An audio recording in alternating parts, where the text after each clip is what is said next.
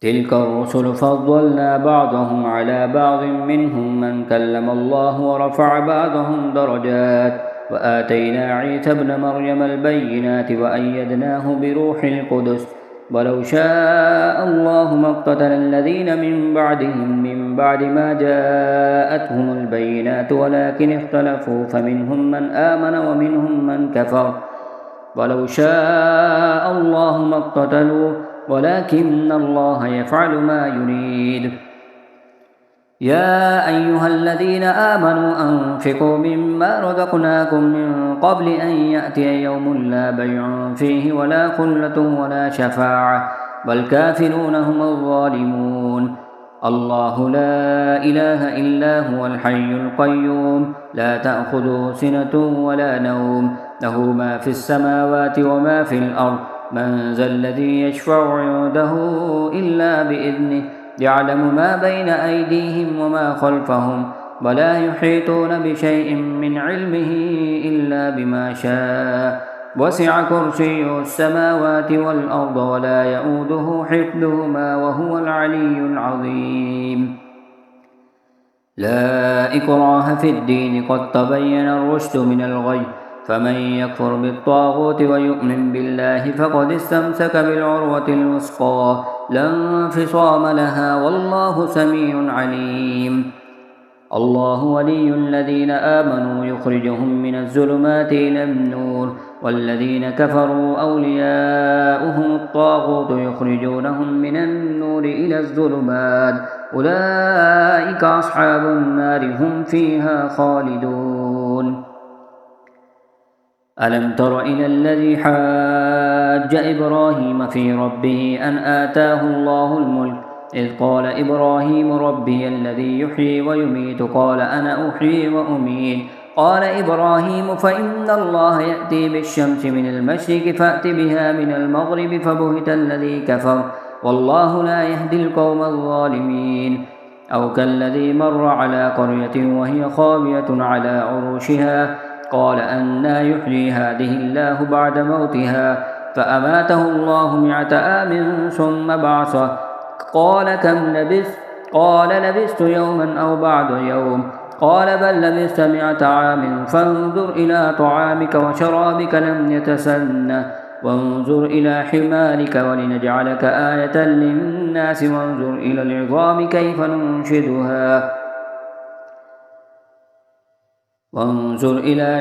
كيف ننشدها ثم نكسها لحما فلما تبين له قال أعلم أن الله على كل شيء قدير. وإذ قال إبراهيم رب أرني كيف تحيي الموتى قال أولم تؤمن قال بلى ولكن ليطمئن قلبي قال فخذ 4 من الطير فصرهن إليك ثم اجعل على كل جبل منهن جزعا ثم ادعوهن يأتينك سعيا واعلم أن الله عزيز حكيم. مثل الذين ينفقون أموالهم في سبيل الله كمثل حبة أنبتت 7 سنابل في كل سنبلة 100 حبة والله يضاعف لمن يشاء والله واسع عليم. الذين ينفقون أموالهم في سبيل الله ثم لا يتبعون ما أنفقوا منا ولا أذى لهم أجرهم عند ربهم ولا خوف عليهم ولا هم يحزنون. قول معروف ومغفرة خير من صدقة يتبعها أذى والله غني حليم. يا أيها الذين آمنوا لا تبطلوا صدقاتكم بالمن والأذى كالذي ينفق ماله رئاء الناس ولا يؤمن بالله واليوم الآخر فمثله كمثل صفوان عليه تراب فأصابه وابل فتركه صلدا لا يقدرون على شيء مما كسبوا والله لا يهدي القوم الكافرين. ومثل الذين ينفقون أموالهم ابتغاء ابتغاء مرضات الله وتثبيتا من أنفسهم كمثل جنة بربة أصابها وابل فآتت أكلها ضعفين فإن لم يصبها وابل فطل والله بما تعملون بصير أيود أحدكم أن تكون له جنة من نخيل وأعناب تجري من تحتها الأنهار له فيها من كل الثمرات وأصابه الكبر وله ذرية ضعفاء فأصابها إعصار فيه نار فاحترقت كذلك يبين الله لكم الآيات لعلكم تتفكرون يا أيها الذين آمنوا أنفقوا من طيبات ما كسبتم ومما أخرجنا لكم من الأرض ولا تيمموا الخبيث منه تنفقون ولستم بآخذه إلا أن تغمضوا فيه واعلموا أن الله غني حميد الشيطان يعدكم الفقر ويأمركم بالفحشاء والله يعدكم مغفرة منه وفضلا والله واسع عليم يؤتي الحكمة من يشاء ومن يؤت الحكمة فقد أوتي خيرا كثيرا وما يذكر إلا أولو الألباب وما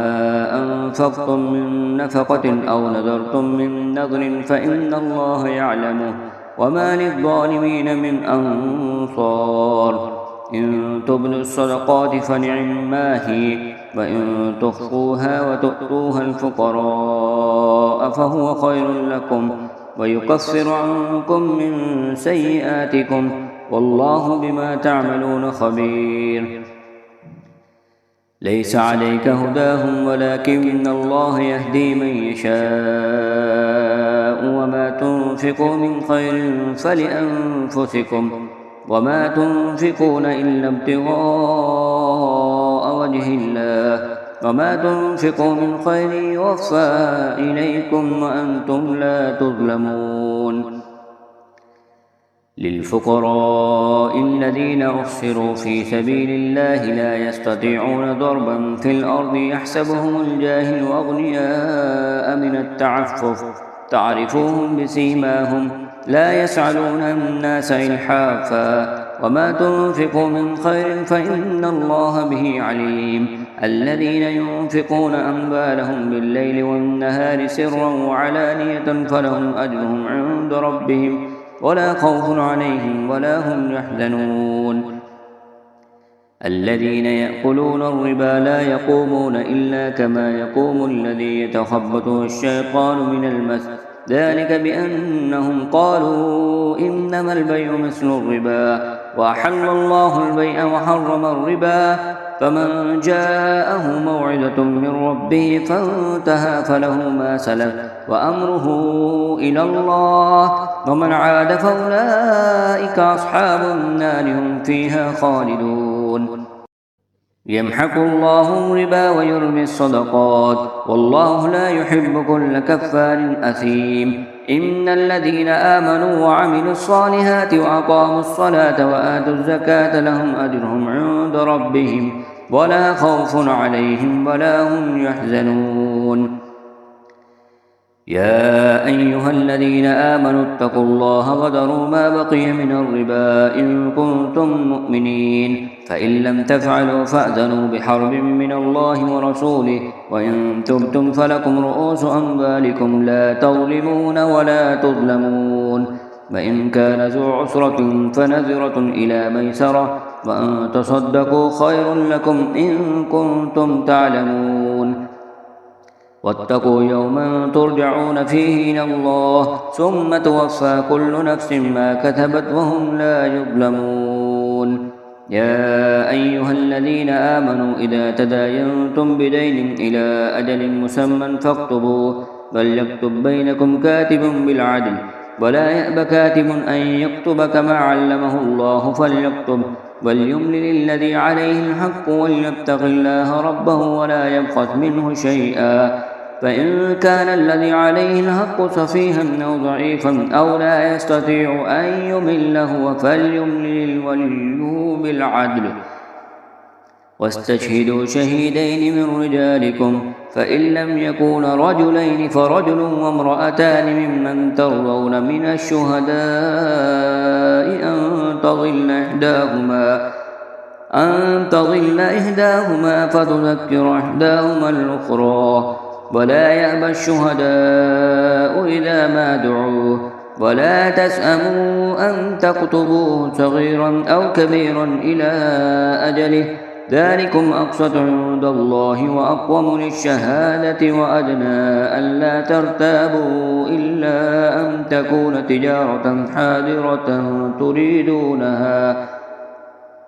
بينكم فليس عليكم جناح ألا تكتبوها وأشهدوا إذا تبايعتم ولا يضار كاتب ولا شهيد وإن تفعلوا فإنه فسوق بكم واتقوا الله ويعلمكم الله والله بكل شيء عليم. وإن كنتم على سفر ولم تجدوا كاتبا فرهان مقبوضة فإن أمن بعضكم بعضا فليعد الذي اؤتمن أمانته وليتق الله ربه ولا تكتموا الشهادة ومن يكتمها فإنه آثم قلبه والله بما تعملون عليم. لله ما في السماوات وما في الأرض وإن تبدوا ما في أنفسكم أو تخفوه يحاسبكم به الله فيغفر لمن يشاء ويعذب من يشاء والله على كل شيء قدير. آمن الرسول بما أنزل إليه من ربه والمؤمنون كل آمن بالله وملائكته وكتبه ورسله لا نفرق بين أحد من رسله وقالوا سمعنا وأطعنا غفرانك ربنا وإليك المصير. لا يكلف الله نفسا إلا وسعها لها ما كتبت وعليها ما اكتسبت ربنا لا تؤاخذنا إن نسينا أو أخطأنا ربنا ولا تحمل علينا إصرا كما حملته على الذين من قبلنا ربنا ولا تحملنا ما لا طاقة لنا به واعف عنا واغفر لنا وارحمنا أنت مولانا فانصرنا على القوم الكافرين. صدق الله العظيم.